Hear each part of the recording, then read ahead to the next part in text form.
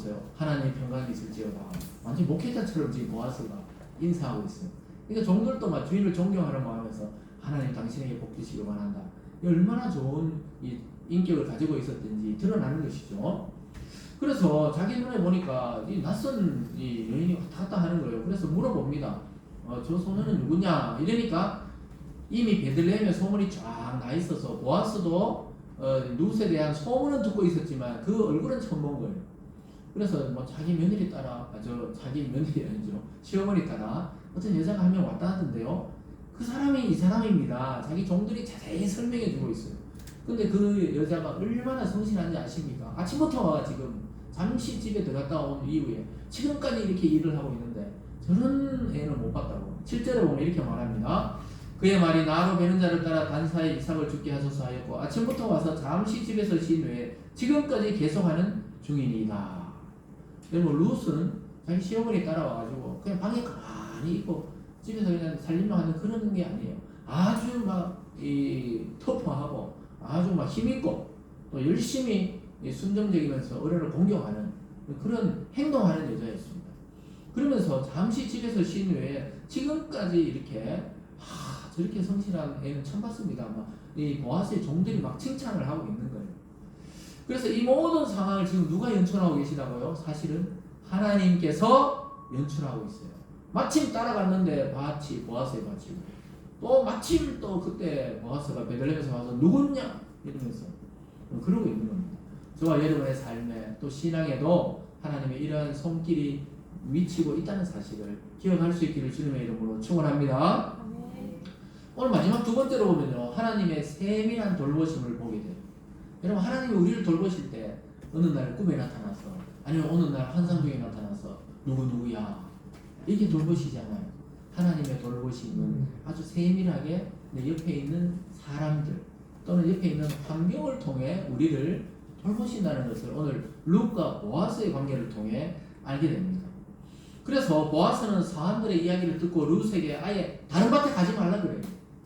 그래서 우리가 흔히 하는 말로 보아스가 그냥 뭔가 이 룻이 마음에 들었더니 그리고 종들도 막 칭찬하니까 보아스가 보니까 그래서 이렇게 칭찬하는 여자를 보호해줘야 되겠다. 그래서 아예 다른 밭에 갈 필요 없이 내 밭에서 그냥 계속 주어라 이렇게 배려를 해줍니다. 룻을 직접 불러다가 이야기해요. 8절과 9절입니다. 보아스가 룻에게 이르되 내 따라 들으라. 이삭을 주우러 다른 밭으로 가지 말며 여기서 떠나지 말고 나의 소년들과 함께 그들이 베는 밭을 보고 그들을 따르라. 내가 그 소년들에게 명령하여 너를 건드리지 말라 하였느니라. 목이 마르거든 그릇에 가서 소년들이 길어온 것을 마실지니라 하는지라. 여러분, 종들에게 이렇게 할 필요도 없을 뿐더러 이방 여자였던 모압, 여러분 모압과 또 암몬 이런 자손들은 아예 이스라엘의 그 회중에 들어오지 못하도록 율법에 되어 있거든요. 그런데 지금 보아스는 엄청나게 은혜를 베푸고 있는 거예요. 이 감동을 누가 줬다고요? 하나님이 보아스를 통해 하나님의 신앙을 쫓아온 룻을 엄청나게 지금 돌보고 있는 거예요. 내 따라. 그러니까 뭐 룻이 엄청 어렸다 이런 말이 아니에요. 이미 이 결혼을 했던 사람이고, 근데 되게 물론 보아스보다는 훨씬 젊었겠지만은 그 너무나 좋아 보이더라고요. 그래서 내 소녀들과 함께 같이 여기서 있어라 보호를 해주고 있어요. 그리고 자기 밑에 있는 소년들 보고 룻을 건드리지 말라고 그래요. 왜 그랬을까요? 보아스가 사실 마음에 들었겠지. 룻이 건드리지 말라 이 말은 희롱하지 말라 또는 성적 대상으로 삼지 말라 이런 의미가 있습니다. 그래서 이 모압 여자지만 이 룻을 건드리지 말라 이렇게 이미 이야기해 놨으니까 그냥 소년들이 또 물도 같이 마시고 그 자기 식구로 막 여기는 거죠. 무슨 말인지 아시겠죠? 건드리지 말라는 뿐만 아니라 아예 물을 마시는 것은 자기 식구들과 같아요. 그 나중에 보면은 보아스가 식사할 때 볶음 곡식을 막 나눠줘요. 볶음 곡식을 2장 끝에 보면은 막 룻에게 막 곡식 줍니다. 그래서 룻도 그거 먹고 남은 걸 또 싸가지고 가지고 또 시어머니를 막 공양하고 또 싸가지고 가고 막 이 아름다운 이야기가 막 이 사사기 시대인데도 이런 이야기들이 지금 펼쳐지는 게 이게 룻입니다. 오히려 룻이 당황해가지고 막 엎드려서 절을 합니다. 정말 이방 여자인 나에게 당신은 종도 아닌데 이렇게 은혜를 베푸냐고 그래요. 10절입니다. 룻이 엎드려 얼굴에 땅에 대고 절하며 그에게 이르되 나는 이방 여인이거든 당신이 어찌하여 내게 은혜를 베푸시며 나를 돌보시나이까 하니. 참 자기 고국에서도 이런 대접을 못 받았는데, 아니 이 보아스가 자기 종도 아닌 이방 여인인 자기에게 이런 은혜를 베푸니까 너무 감사해서 땅에 얼굴을 대고 절을 했다는 거죠. 너무 감사하면 막 절을 하잖아요. 고맙다고 막 절을 하듯이 절을 하고 있는 겁니다. 어디에서도 받아보지 못한 사랑과 은혜와 보호를 하나님은 보아스를 통해 룻에게 주고 있어요. 여러분, 저와 여러분의 입장이 바로 룻입니다. 룻. 하나님 앞에서 여러분 룻과 같이 어디에서도 여러분 사랑을 못 받았지만 하나님이 그리스도를 통해 우리를 엄청나게 사랑하고 있다고 계속해서 이 성경 말씀을 통해 이야기하고 있는 거예요. 그래서 여러분 이제 사랑 못 받고 자랐다 이런 이야기 하면 안 돼요. 이제 하나님이 엄청나게 여러분들을 사랑하고 있다는 것을 그리스도의 십자가 사랑을 통해 말씀하고 있는 것입니다. 믿습니까?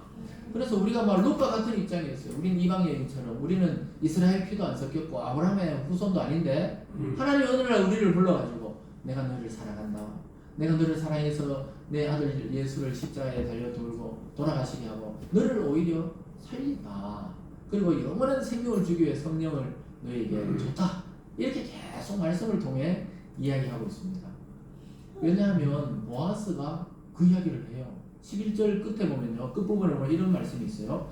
내 부모와 고국을 떠나 전에 알지 못하던 백성에게로 온 일이 내게 분명히 알려졌느니라. 네가 하나님의 신앙을 따라 너희 시어머니에게로 오고 또 내 나라로 온 것을 내가 이미 알고 있었다. 네가 바로 룻이었구나.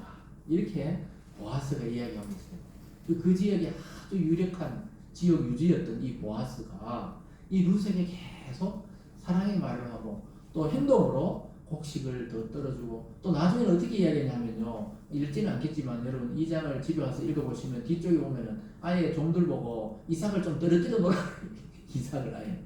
그래서 평소에 주울 수 없는 양을 주워가지고 자기 시어머니에게 탁 갖다 주니까 시어머니가 깜짝 놀라가지고 막 기분이 흥분이 돼가 좋아가지고 시어머니가 너 어디 가서 주웠냐 하니까 보아스라는 사람이 밭에 가 주웠는데요 이러니까 어머니가 막 깜짝 놀라면서 기분이 좋아가지고 너 그 사람 말대로 앞으로 계속 거기 가서 주어라. 그는 우리의 친족이고 기어 물을 자다. 너와 나를 너희 시아버지 대신 기어 물은다. 이 말은 책임져 줄 자일 수 있으니까 거기 가라 하면서 오히려 막 며느리인데도 막 딸처럼 막 그 사람하고 붙여주려고 지금 계속 이야기하는 것을 보게 됩니다. 12절을 보세요. 이렇게 말합니다. 여호와께서 내가 행한 일에 보답하시기를 원하며 이스라엘의 하나님 여호와께서 그의 날개 아래 보호를 받으러 온 내게 온전한 상을 주시기를 원하노라 하는지라. 보아스가 완전히 예수님 같은 그런 입장입니다.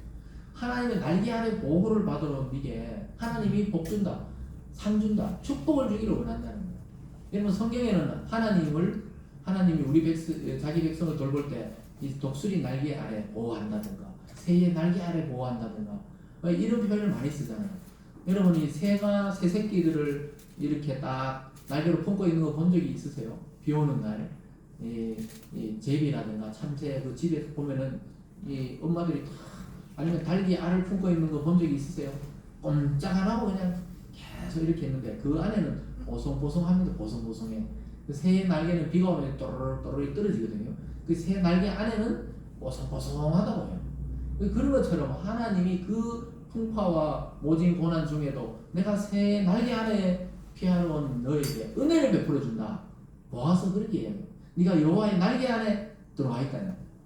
그래서 비바람을 막아주고 또 추위를 막아주는 그 하나님의 날개 아래 네가 피하러 온 줄 안다. 그래서 하나님이 내게 막 큰 상을 주기를 원한다고 지금 축복의 말을 하고 있습니다.